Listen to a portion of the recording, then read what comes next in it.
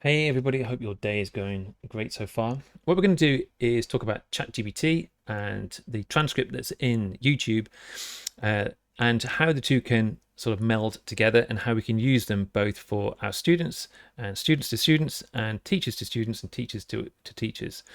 So the first stop is to go to the three bubbles underneath a video. Here I've got the explosive history of hydrogen, and the reason I'm using this is because the language is generally a little bit highbrow for 9-year-olds or 10-year-olds in the primary school. But you'll see how I can change this by copying and pasting this text and the bit that I want, because the visuals are excellent. However, the language can sometimes be far too advanced for our younger learners. So I'm going to copy and paste this, put this into a Google Doc. You can see that the grammar is completely missing here.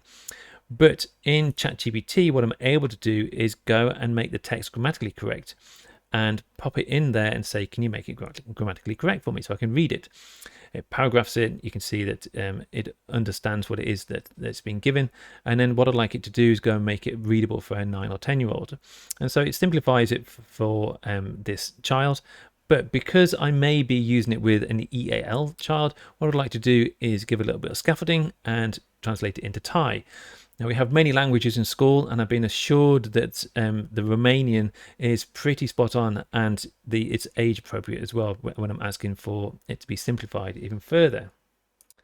So what I'm able to do next is use the transcript function to take things a little bit further. And what I can do is talk with my students, and they can give a child-friendly, a child-led evaluation of what it is they're learning about, and how they feel about it, what they can do next. And I can take their transcripts again, make it grammatically correct, and make it readable.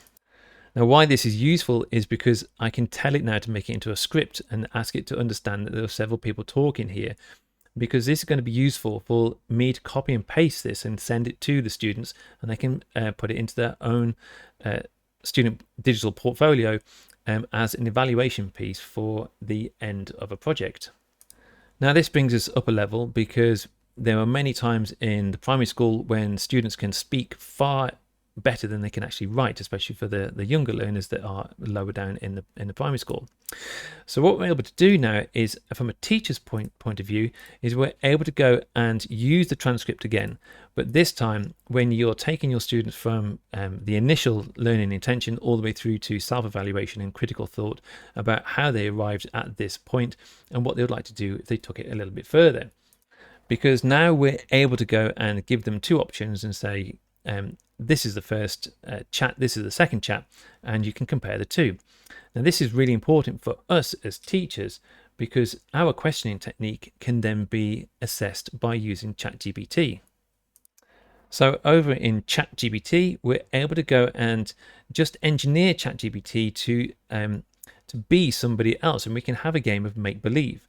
And so if you ask it to have a game of make-believe, it'll quite happily do that. And in this case, I've chosen Baruch Rosenshine, who is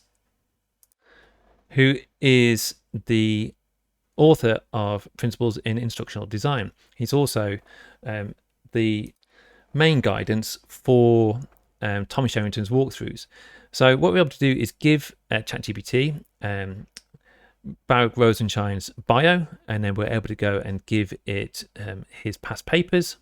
And we can also use some of the videos as well of Baruch Rosenshine on YouTube, and using the transcripts again to sort of bolster and create a whole persona of Baruch Rosenshine.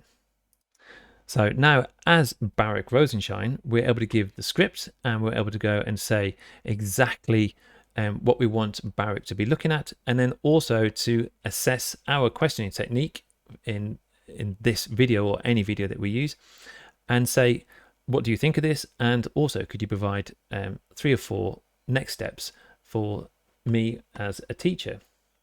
Now, to finalize, it's really an interesting experiment, and the results are somewhat reassuring and surprising.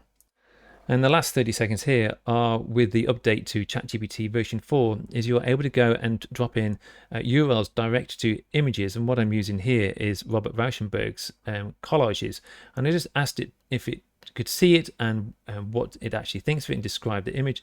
And I just think that from an art point of view, from an art history point of view, you could go and use a leading critic and ask it to evaluate student work and see if you agree with it. It'd be a good sort of comparison to see, if you do agree with it, if you could use it with your students. That would certainly be thought-provoking. I hope this has been good for you and fun and useful. Thank you very much.